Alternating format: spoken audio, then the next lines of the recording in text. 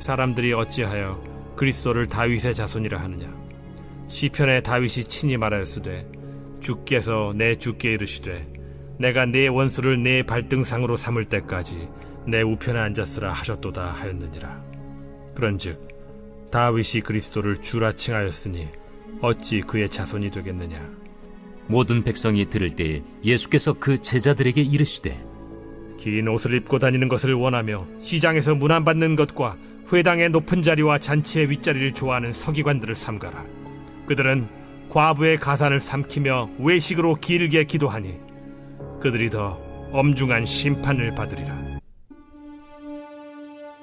예수께서 눈을 들어 부자들이 헌금함에 헌금 넣는 것을 보시고 또 어떤 가난한 과부가 두 렙돈 넣는 것을 보시고 이르시되 내가 참으로 너희에게 말하노니 이 가난한 과부가 다른 모든 사람보다 많이 넣었도다.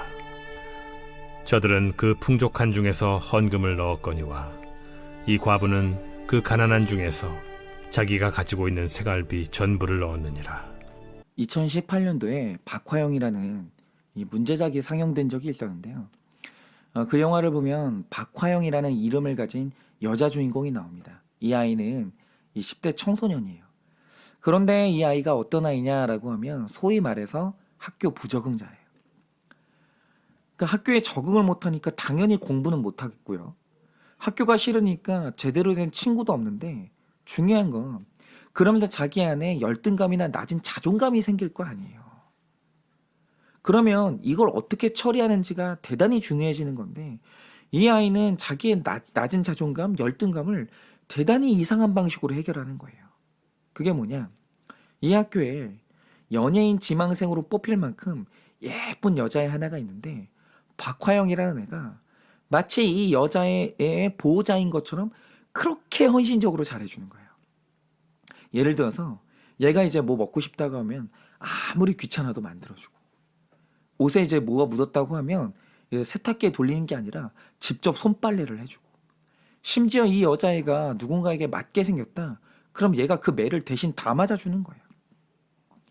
그런데 이렇게 헌신적으로 뭔가를 해주고 나면 박화영이 반드시 그 여자애한테 물어보는 게 하나 있어요. 그게 뭐냐? 야, 너는 나 없었으면 어쩔 뻔했냐? 이걸 반드시 물어봐요.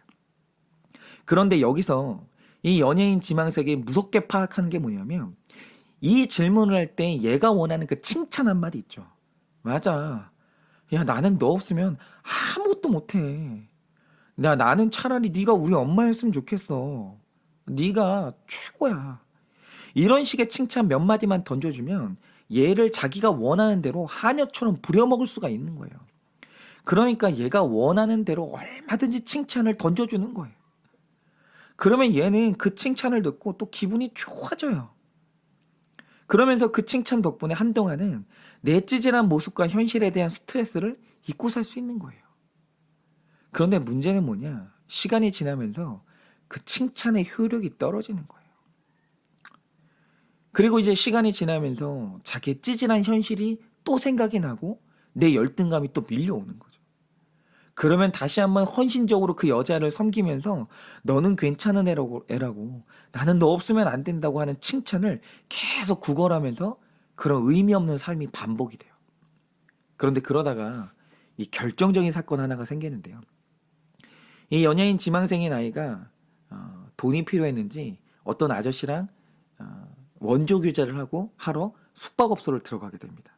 그런데 이제 무서웠는지 거기서 이제 되돌아서 나오려고 하는데 보내주겠습니까? 거기서 이제 성폭행을 당할 위기가 생기는데 그때 또 박화영이라는 아이가 거기로 뛰어들어가서 그 연예인 지망생을 구하려고 해요. 그런데 그렇게 구하는 과정에서 실수로 이 아저씨가 죽게 됩니다. 그런데 이게 박화영이 죽인 게 아니고요. 연예인 지망생인 이 아이가 두렵고 흥분이 되니까 이 아저씨를 뭔가로 내리치다가 이 여자아이가 죽이게 된 거예요. 그런데 그 순간 이 약삭 빠른 여자애가 박화영에게 부탁하는 게 뭐냐? 너 내 엄마잖아. 너가 늘 나를 지켜주는 사람이잖아. 엄마면 이럴 때 딸을 보호해줘야 되는 거 아니야? 그러니까 나 대신 이거 좀 책임져 달라고. 나는 너 없으면 아무것도 아니라고. 이러면서 이 아이의 인정 중독을 건드리면서 이 사태를 뒤집어 씌우려고 시도를 하는 거예요. 그런데 이때 정상적인 사람이면 당연히 이렇게 말해야죠. 그런 게 어디 있냐고. 내가 물론 너를 좋아하긴 하지만 내 인생도 중요한 거 아니냐고. 그러면서 거절하는 게 당연하잖아요. 그리고 실제로 내가 죽인 것도 아니에요. 그런데 이 말을 듣고 박화영이라는 아이가 내리는 결정이 뭡니까? 그렇지. 야, 내가 네 엄마잖아. 야, 니는 나 없으면 어쩔 뻔했냐. 내가 다 알아서 할 테니까 너 얼른 도망가라고. 그러면서 결국 이 박화영이 모든 죄를 뒤집어 쓰고 감옥을 가게 돼요. 제가 이 장면을 보면서 바로 이게 칭찬 중독과 인정 중독의 무서운 점이란 걸 보게 됐는데요. 여러분, 그런 거죠. 칭찬과 인정이라는 건 중요합니다. 그게 우리 삶의 동기부여에 굉장히 중요한 동인이 되죠. 그런데 중요한 건 뭐냐? 칭찬 100만 마디가 쏟아져도 내 안에 있는 본질을 변화시킬 수 없다라는 거예요. 여러분, 이 세상에 그 어떤 사람도 내가 이상적으로 생각하는 만큼 살아가는 사람은 아무도 없습니다. 사람이면 누구나 다 이상적인 기준에 도달하지 못한 찌질한 나, 그리고 그 도전했을 때 실패한 내가 있어요. 누구나 다 있습니다. 저만 해도 일단 제가 이상적으로 생각하는 저의 외모가 있어요. 저도 제가 그렇게 생겼으면 좋겠어요. 그런데 거울을 보는 순간 일단 그 모습은 제가 원하는 모습이 아니에요. 안 돼요. 그리고 지적인 부분도 그렇습니다. 저는 제가 원하는 지성의 수준이 있었으면 좋겠어요. 제가 하는 말들이 좀 더 깊이 있었으면 좋겠고 제 논리가 더 날카로웠으면 좋겠어요. 그런데 원하는 건 하늘 끝까지 다 있는데 집중력이 짧아요. 또 저의 성실함이 떨어집니다. 그래서 제가 원하는 수준의 지적인 능력을 도달하지를 못해요. 여러분, 그런데 이 많은 우리의 도달하지 못한 많은 부분들의 모습들이 있거든요. 그런데 그 많은 실패하는 우리의 삶의 모습들 중에서 사실은 가장 문제가 되는 부분이 있어요. 그게 뭐냐? 여러분, 우리에게는 하나님이 정해놓으신 선함의 기준이 있어요. 그걸 율법이라고 하는데 문제는 뭐냐? 그 율법이라는 선함의 기준에 도달한 사람이 한 사람이라도 있냐라고 하면 그런 사람은 한 명도 없다라는 거예요. 로마서 3장 23절을 보면 모든 사람이 죄를 범하였음에 하나님의 영광에 이르지 못했다라고 기록하고 있어요. 우리의 문제는 뭐냐? 이게 제일 큰 문제인 거예요. 여러분, 사람의 외모가 이상적인 기준에 못 미치는 것도 그럴 수 있어요. 여러분, 이것이 우리 영혼 구원에 아무 상관없어요. 여러분, 지적인 수준이 이상적인 기준에 못 미치는 것도 그럴 수 있어요. 그런데 정말 문제가 되는 게 뭐냐면 인간으로 태어난 존재 중에 하나님의 선함에 이른 사람이 한 명도 없다라는 거예요. 이게 문제예요. 그래서 우리는 누구나 다 내 안에 선함에 이르는데 실패한 죄인이 모든 사람의 마음 안에 다 있어요. 여러분, 사람 안에 죄인이 없는 사람은 아무도 없습니다. 그래서 우리의 구원의 문제가 뭐냐면 내 안에 분명히 존재하는 이 죄인을 어떻게 처리할 거냐. 이게 바로 우리 영혼 구원의 핵심인 거예요. 그런데 이때 사람이 하는 가장 어리석은 방식이 뭐냐면 내 안에 분명히 존재하는 이 죄인을 인간의 칭찬을 통해 잊어보려고 하는 거예요. 여러분, 요즘 온 나라가 조주빈이라는 20대 청년 때문에 분노하고 있는데요. 우리가 이 청년에 대한 사실이 밝혀지면서 너무나 놀라게 된 두 가지 사실이 있습니다. 첫째는 뭐냐? 이 청년이 한 짓이 너무 잔인하다는 거예요. 그런데 또 하나의 놀라운 사실이 뭐냐? 이 잔인한 청년의 평소의 삶은 너무 평범하다 못해 선하다는 거예요. 그러니까 이 청년의 행적을 보면 학교를 다닐 때 신문에 글을 기고하는 기자 역할을 했다고 해요.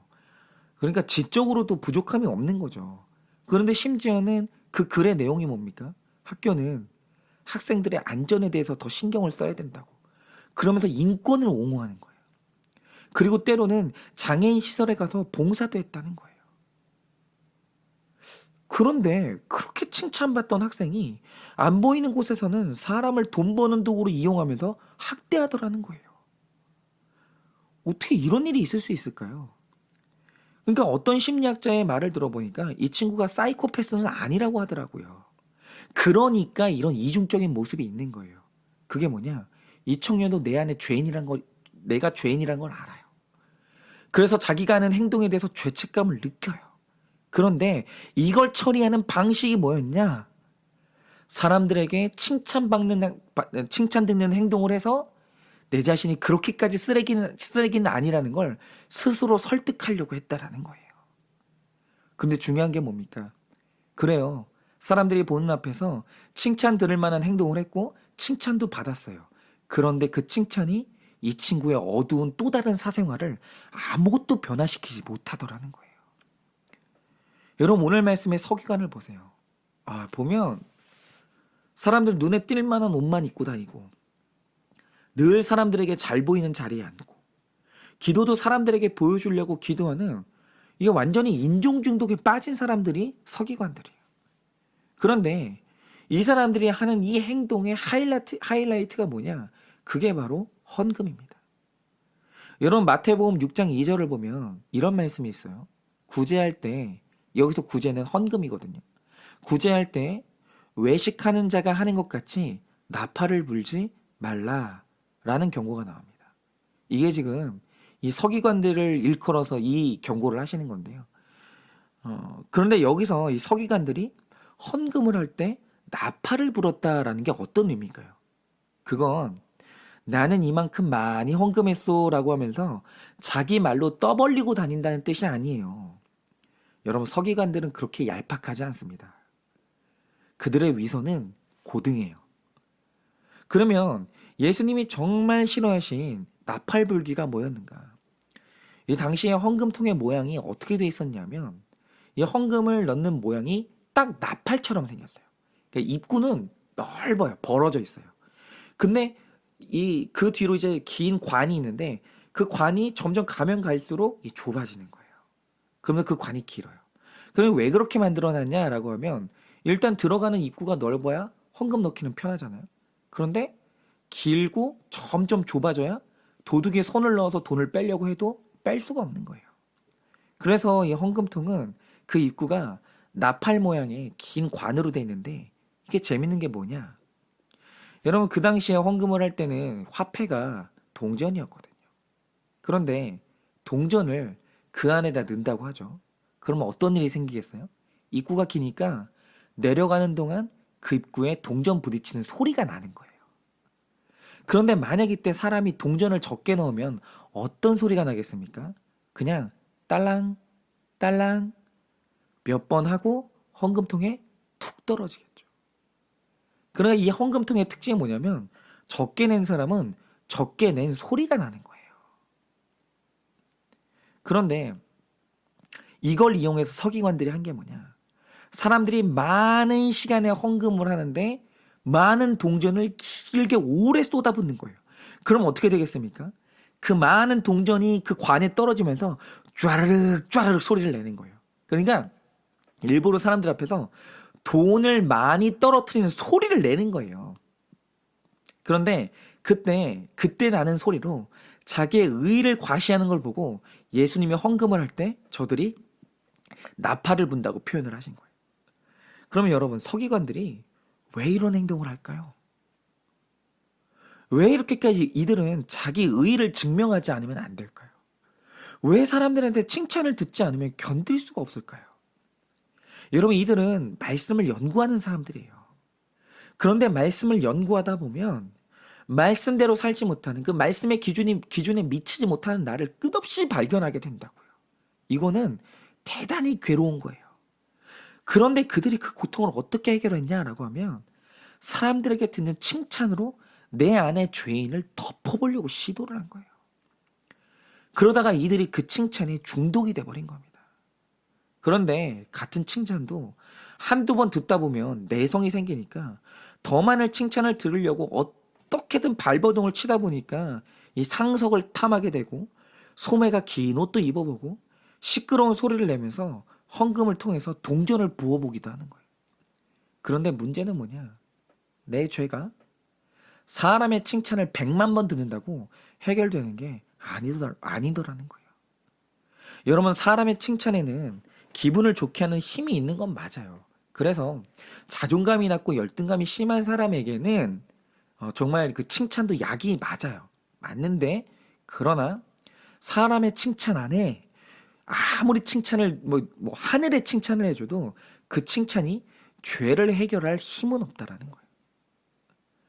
여러분, 절대 우리가 착각하지 말아야 될 것은 내 기분이 좋아지는 것과 내 죄가 깨끗해지는 건 아무 상관이 없다는 거예요. 여러분, 분명히 칭찬은 인간관계를 좋게 해주는 게 맞아요. 그러나 하나님과의 관계는 인간의 칭찬으로 해결되는 게 아니라 하나님의 칭찬을 받아야 해결되는 거예요. 그러면 이 죄의 문제를 놓고 어떻게 하나님의 칭찬을 받을 수 있냐는 거예요. 바로 그걸 보여주는 게 두렙돈에 돈을 넣은 과부인 거예요. 여러분, 오늘 이 과부가 왜 예수님한테 칭찬받았습니까? 여러분, 가난한 사람이 헌금을 해서 칭찬받은 게 아니에요. 여러분, 그녀의 무엇이 칭찬을 이끌어내는가? 여러분, 보세요. 앞서서 서기관이 사람들의 칭찬을 들으려고 데나리온을 쏟아부었어요. 여러분, 근데 그거 아시죠? 우리가 돈 떨어지는 소리를 들으면요, 얼만큼 떨어지는지 양도 측정할 수 있지만 그 동전의 중량도 측정할 수 있는 거예요. 즉 10원짜리가 떨어지잖아요. 그러면 10원짜리 소리가 나요. 가볍거든요, 소리가. 그런데 500원짜리가 떨어지면 500원짜리 소리가 나요. 묵직한 소리가. 그런데 보세요. 오늘 말씀의 서기관은 당시 일꾼의 하루 품삯인 데나리온을 많이 쏟아부었어요. 그러면서 사람들의 칭찬을 받았는데, 문제는 이 소리의 본질이 내 죄를 사람들 앞에서 가릴 만큼의 소리였다는 거예요. 이런 묵직한 데나리온이 쉴 수 없이 쏟아지는 거예요. 쫘르륵 쫘르륵 쏟아지는 거예요. 그런데 이 소리가 사람들 앞에서 내 죄를 완벽히 가리고도 남을 만큼의 소리인 거예요. 얼마나 헌금을 많이 하는지 거액을 헌금하는 거예요. 그 소리는 나를 칭찬하는 소리인 거예요. 그런데 그 소리가 끝난 뒤에 한 과부가 왔어요. 근데 여러분, 과부가 겨우 얼마를 넣었습니까? 2렙돈을 헌금하는 거예요. 근데 여러분, 데나리온과 렙돈이 얼마나 차이가 나는지 아십니까? 여러분, 한 렙돈의 가치는 한 데나리온의 132분의 1 가치밖에 안 돼요. 그러니까 한 렙돈이라는 것은 이 동전 단위 중에 가장 가벼운 동전이에요. 그런데 그 가장 가벼운 동전도 2개밖에 넣을 돈이 없는 거예요. 그러면 이때 이 여인이 가장 힘든 게 뭐겠습니까? 방금 내 앞에서 서기관이 엄청난 소리를 내면서 사람들의 칭찬 가운데 헌금을 했거든요. 그 동전 쏟아지는 소리를 모든 사람이 들었단 말이죠. 그런데 나도 그렇게 하고 싶어요.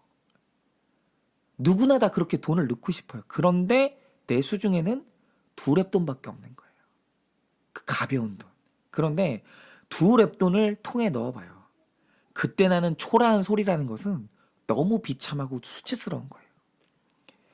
그런데 이 여인은 하나님께 헌금하기 위해서 그 수치를 무릅쓴 거예요. 많이 드리고 싶죠. 나도 그 사람들 앞에서 정말 그 서기관처럼 그 정말 의로운 아름다운 동전 소리를 내면서 많이 드리고 싶죠. 그런데 그럴 능력이 없는 거예요. 그런데 그런 나의 현실이 있죠. 이상은 저렇게 높으나 그 이상에 도달할 능력이 없는 자기의 초라한 현실을 그 2렙돈을 정말 헌금통에 넣으면서 자기 현실을 전부 오픈한 거예요. 많잖아요. 나는 이거밖에 안 된다고. 그런데 여러분, 잘 들으세요.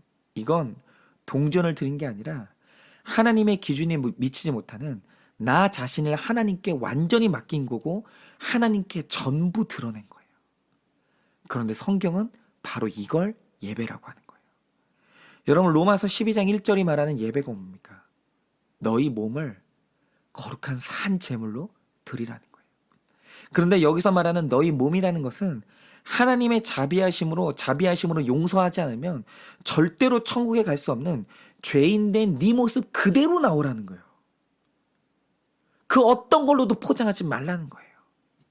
여러분 이렇게 사람의 칭찬으로 내 죄인됨을 잊는 게 아니라 내 죄인됨을 있는 그대로 인정하고 하나님께 고백하고 그 모습 그대로를 들을 때 하나님은 그걸 나를 받으셨다고 인정을 하는 거예요. 그런데 여러분 이 서기관은 자기를 못 드리는 거예요.